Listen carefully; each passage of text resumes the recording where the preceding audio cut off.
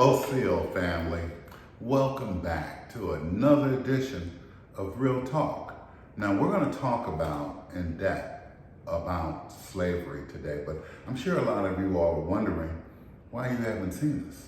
Yeah, it's been about 2 weeks, 2 months, 2 days. It's been too long. Sure it has been. But we've been on our own personal journey, not only a personal journey of an enlightenment, but our ancestors directed us back to the lands in which we roamed. That's right. So we're down here now living in Georgia. That's right. And we're happy. We're happy. We are full of love and abundance, and we're ready to share that with you, family. That's right. Today, we're talking about slavery. What's the definition of slavery? Is it still happening? Who were the slaves? How does it compare with that comparative art, that they show? Conceptual art, as to real life, what really happens. Right, we're going to go over the conceptual art versus that hard evidence of slavery. So I'm going to dig right into it. You ready? Hey, I'm ready. I've been ready. All right, we were born ready. All right, then. All right, the definition. What is slavery? Slavery is a condition in which one human being is owned by another. Okay, that's one definition from Britannica.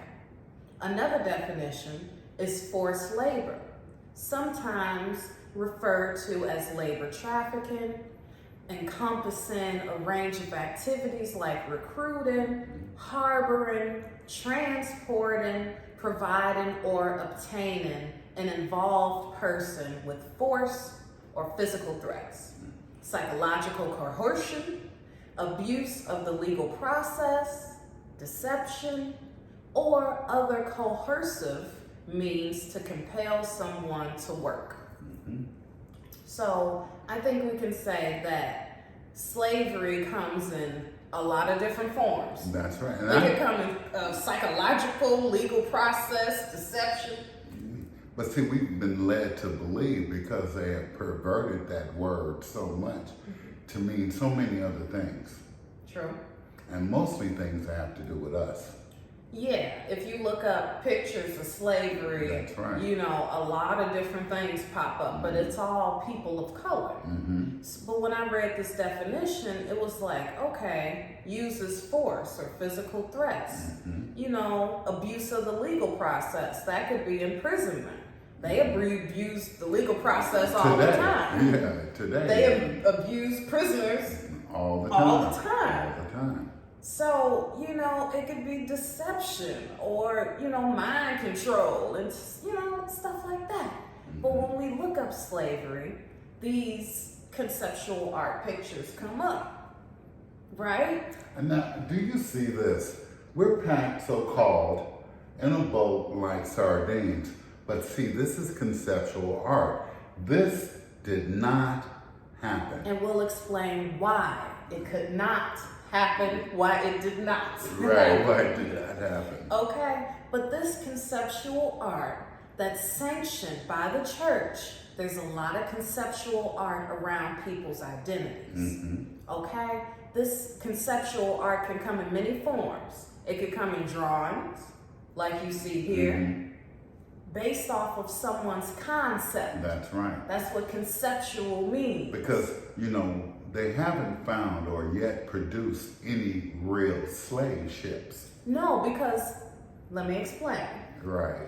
They were sailboats, sheets in the wind, that were to the mercy of the ocean gyres. We'll explain that later on in this episode. But these gyres or let's call them currents. Yeah, let's call them currents. These ocean currents. Sure. Would literally either get you lost at sea or lead you right back where you came from. That's right. You had to be a very skilled sailor to know what current to follow. And peep this, ain't no straight shots from Africa to here. No. Ain't no sailboats, no cruise ships going to Africa and coming straight here. There's a lot of currents to keep that from happening. Okay?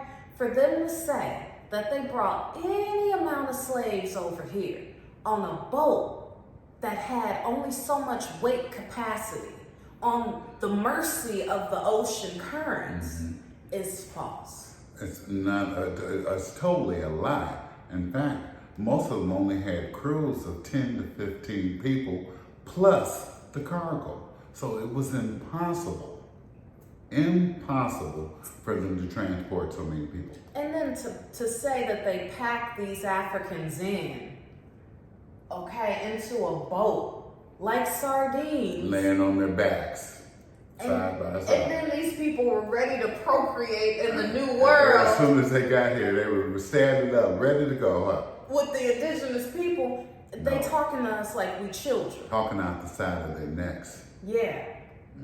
So, let's deal on that conceptual art definition. Let's talk about that because, see, I think a lot of people, that's where they get a lot of their ideals from, is this conceptual art that was set up, of course, to disempower us, especially. Us especially. This conceptual art, to your point, became popular in the 1950s and 60s. Of course.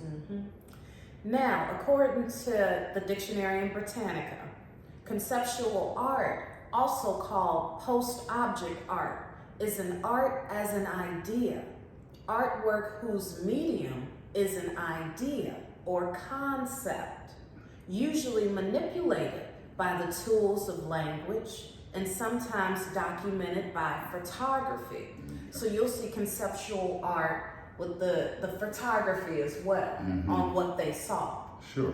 But with the slave narrative, if you look up slavery, you'll see a lot of drawings around that narrative. That art. Not any actual hard Evidence. photography pictures. Right. You see these drawings. This conceptual art. Yes, which is based off of an idea or a concept. Okay, like this. This is conceptual art. That's all conceptual. That's a drawing. Okay? The Sistine Chapel can be considered conceptual art. Little babies in heaven. And let me add that most of this conceptual art was done in the late 1900s, the 20s, the 30s, and the 40s. Now, why is that when we know they had cameras? That's right. And photography. Okay. Things that make you Go, say, right. Okay. So when we look up slaves on Google, we know that a lot of things pop up, a lot of different things, but mostly it's brown people. Okay, it's brown people. Why do you think that is? Why don't pictures like this pop up of cotton picking white folks? Did you know that the majority of the slaves were white? Did you know that? They were white. Remember, these slaves were slaves also escaping Europe, persecution, imprisonment, all those things. Let me explain that. When they escaped from Europe, they were on something called steamboats. That was later on. Cargo ships. That was later which on. were invented and popularized by the late 1800s, early 1900s. And these steamboats were not for everybody. That's why they had to pack so many people in on Ellis Island's boat from Germany to here to America. These people who owned the steamboats and cargo ships were wealthy people. Sure. Okay? And once they saw a need for the people of Europe, they lent maybe one or two of their cargo ships. But there wasn't enough for everybody. There wasn't enough to import slaves back and forth and all that other stuff. That's right. What they did was pack these Europeans on to see the new world. Once they got to the new world, they were like, hey, we need some more Europeans up in here because we're not the majority. That's right. So they loaded more Europeans on to come to the new world, to make this world their world. It wasn't originally their world. That's right. Okay. No, originally, we are the Aborigine of this land. This is our land, Turtle Island. What you see is actual. This is actual truth. There are and were white slaves. Now remember, we went over what slavery was. That's right. It was either forced labor, it was either working on the land like this. To pay back debts. These people were in debt. And whose land were they working? They were working our land. Okay, because we were the landowners. That's but right. in that same token, there was something called the Homestead Act. And this Homestead Act gave them permission to squat on our lands and take them for their own, on pennies on the dollar. And see, a lot of you all think that Emancipation Proclamation, that it was to free the colored slaves, but it wasn't. It was to give the white slaves just a little bit more white privilege, or to give them the idea that they were a little bit more privileged. Let me explain. Because, see, they couldn't find jobs. They couldn't find work. They didn't know how to work the land. They didn't know how to do anything but squat and do nothing. We taught them how to pick this said cotton. That's right. They had agricultural schools. They had all types of things to try to teach the Europeans what to do and how to do it. Like today, that don't stop you from being poor. No. They could not do anything else because this was a whole new world to them. What could they do?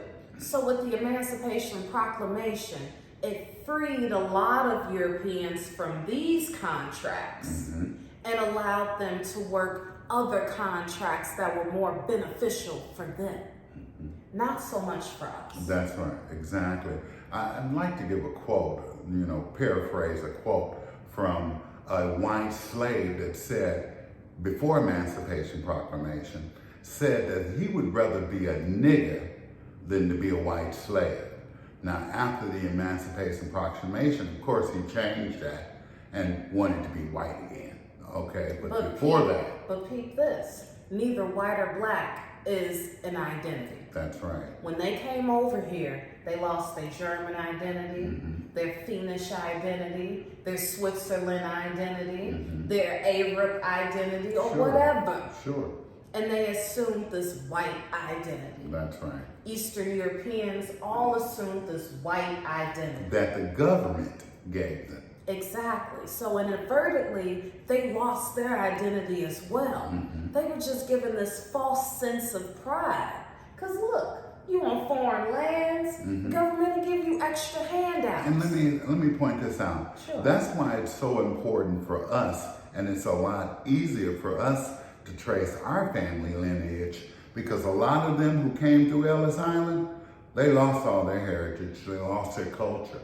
They had to assume that new American identity. A lot of the Europeans today still can't trace back their lineage because so much was destroyed or taken away from them when they came through Ellis Island in the late 18 and early 1900s.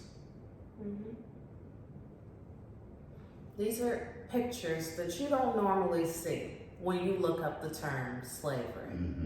You don't normally see pictures like this. Did you see that little boy? You see putting children to labor too? The children all the white children were also working the fields. In fact, the whole family needed to work the fields.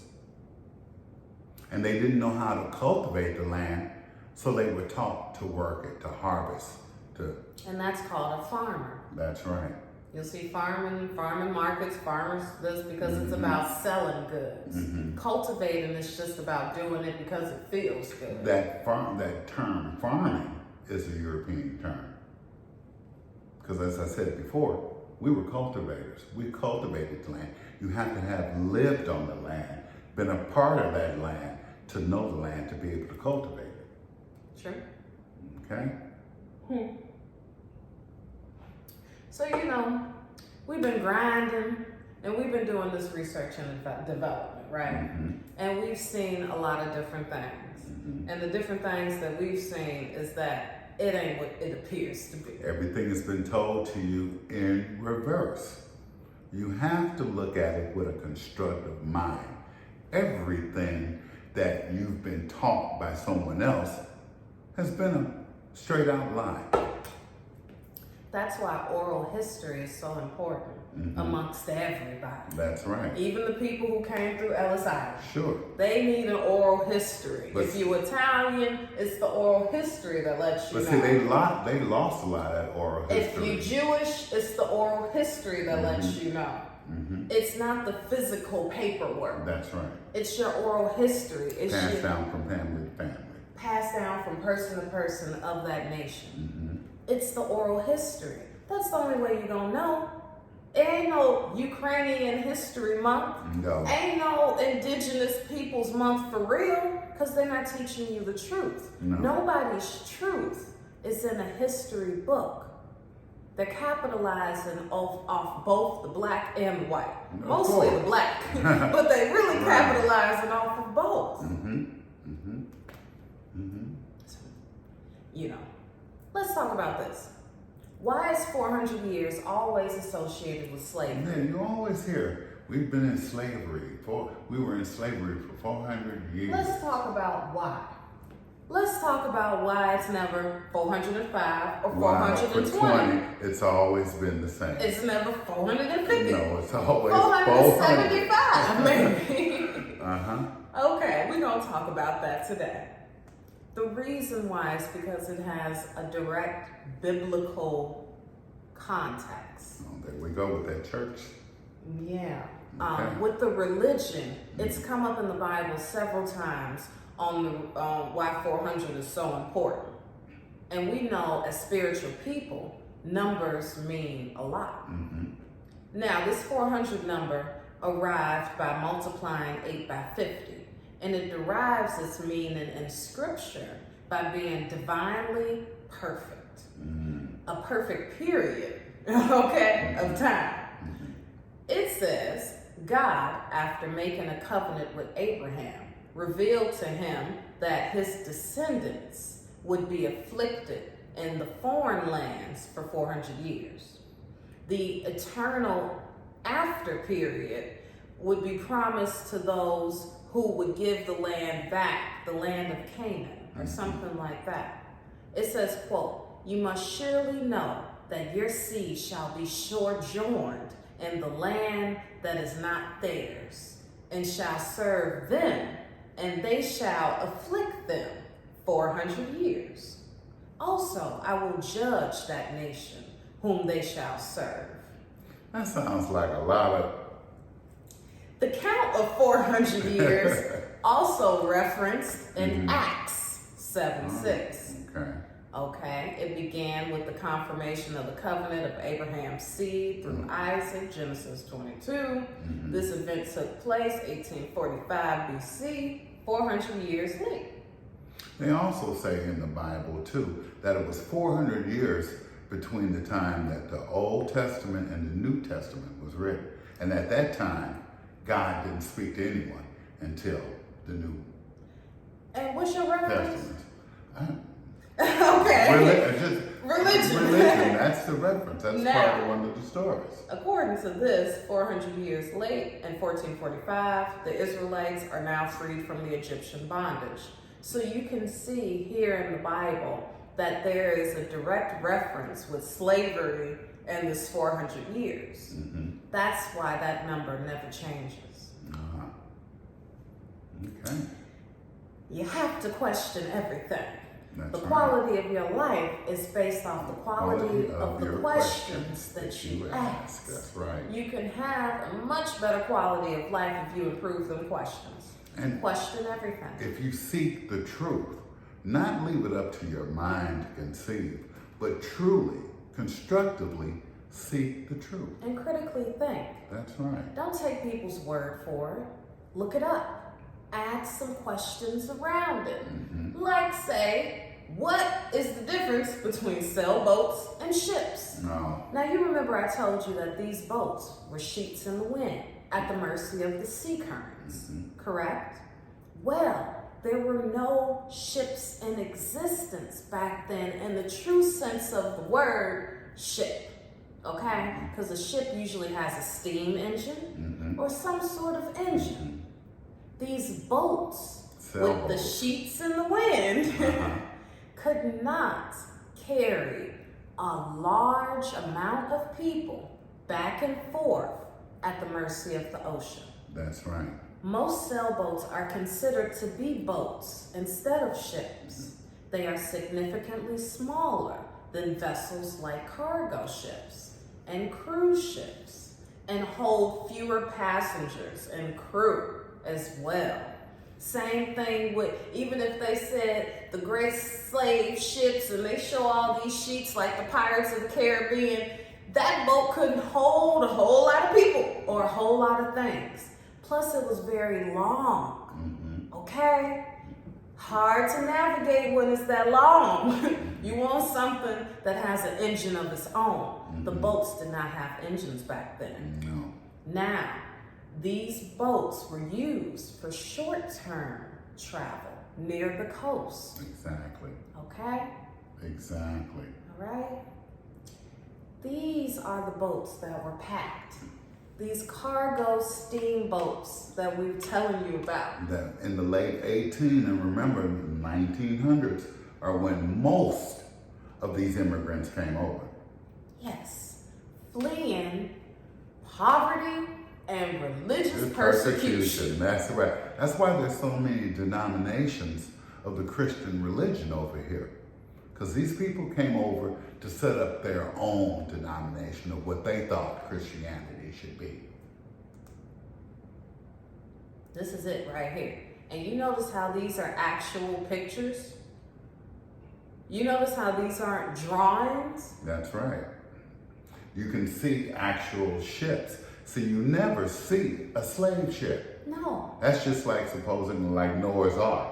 If you believe in Noah's Ark, you believe in that slavery Then you thing. believe in slave ships. That's Exactly. right. They go hand in hand. As I showed you with those scriptures. That's right. In that 400 years. And see, even Noah didn't have a sail because he had to wait for it to rain 40 days or 40 nights. Remember that old 4-0 stuff again. See, there you go.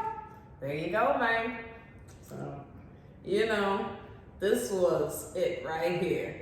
This was it right here. Look at this. This says the Hamburg American Line. This was a ship that came from Germany directly over to America. America. And see, the U.S. government was paying for these ships to come over. You know, because no one does anything for nothing. They were still making money. You know, and they knew that they were going to be able to put these poor immigrants to work right away. But a lot of them didn't know how to do anything. So, you know, they ended up slumming around. Exactly. Exactly. You know, it wasn't many business owners or things like that initially. That's why you'll notice a lot of the businesses since 1928, since 100 years. How come it ain't more than that? That's right. How come it isn't? Well, we know why. Because we owned all the businesses. We created the roads. We created the buildings, the bridges. We created everything. We invented everything. And the things that we didn't invent, we made it better. We made it better. But we're still the blueprint for the world. For the world. And we're the only culture that holds on and covets that slave narrative. It's time for us to wake up. It's time for us to get out of this bullshit narrative and start thinking and cleaning our minds. Ever wonder why they don't hold on to the slave narrative? And they were actually boats. That's right. That's a part of their oral history. They'll be like, yeah, I came over on Ellis Island, my people came here, they didn't have nothing, we worked up from the bottom. They can only tell their story from Ellis Island. Exactly. But we can tell our story, and our story goes way back to the beginning. You can trace your lineage through county records, through that oral history from one family member to another, from one friend to another, each one teaching one, because no one is going to get their true history out of any book. So it's time for us to wake up and realize that that narrative is just a narrative. It has no truth to it. We are, which is truthful, the indigenous Niji of this land. We have always been here. We are not the minority, but we are the majority. We have always been the majority. Our land, through Homestead Acts, through Jim Crow, was stolen from us, taken from us. But we can reclaim not only our identity, but we can reclaim our land back. We all have to be on the same page. We all have to recognize, first of all, who we are. And we are the true Indians of this land. We are the indigenous Niji. We are the Aborigines. We created everything.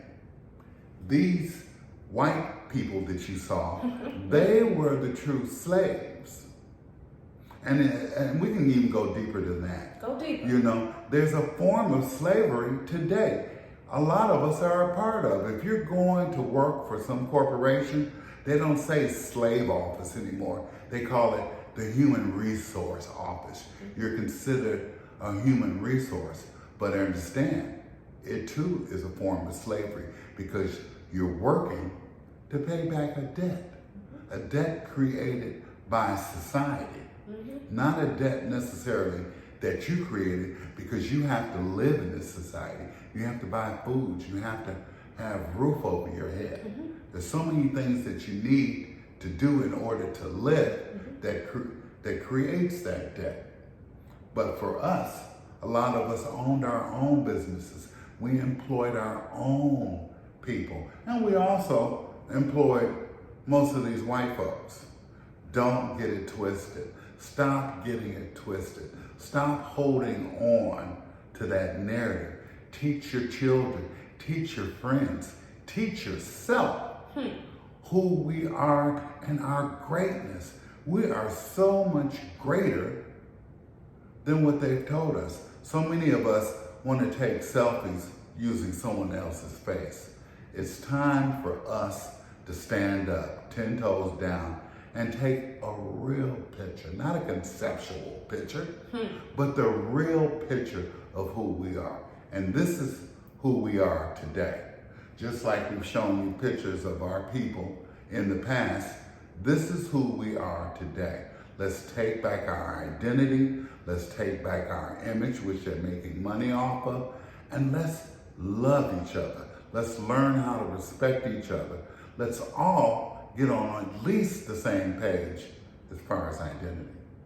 That's so important because the ancestors will empower you. The more you know about your legacy and where you come from, the more you'll know where you're going and how you can work that. Work it. Work it. That's what we say. You better work. And like I said, we've been on our own personal journey.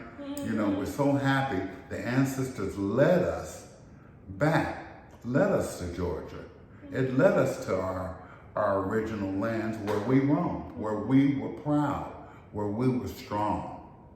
That's why we always say, 10 toes down, recognize that this is your land. Time to tap in. Hey, tap, tap, tap. All right, so let us know. Do you have a better understanding of slavery now? Are you ready to dispel that slave narrative? Do you really understand that you've been lied to, but now your people have given you the truth as to who we are? Do you understand these ocean currents? Do you understand that there's no straight shot from here to there? In fact, it takes what? Almost. No straight shots. No. From here to there. They still have, even this. Going to Europe, it takes a while. Yeah, even the ships today still have to follow the currents. The ships not only have to follow the currents, but they ain't at the mercy of somebody or the winds. They're at the mercy of the engine. Okay? The engine. You hear that? Understand that there's no straight shot. No. From here to Africa by boat. Okay? Understand. Hey, that's not even a straight shot in the plane. You're flying over other things before you get to where you're going. And there's so many layovers. That's okay? right. That's right. There is no straight shot. Okay? But a plane is different from a boat. We want you to understand. Well, I hope they don't boats. think we came over on planes. You know, that's why we have to dispel, Please. you know, this rumor, this lie. So let us know if you understand in the comments below. We love you. We really enjoyed this segment. We miss talking to you. We miss being with you. But, you know, life, we're on our own journey also of rediscovering not only who we are, but where we came from. So it's up to you to share this message so other people can rediscover who they are and where they came from. All right. We love you, and we'll see you soon. Peace out.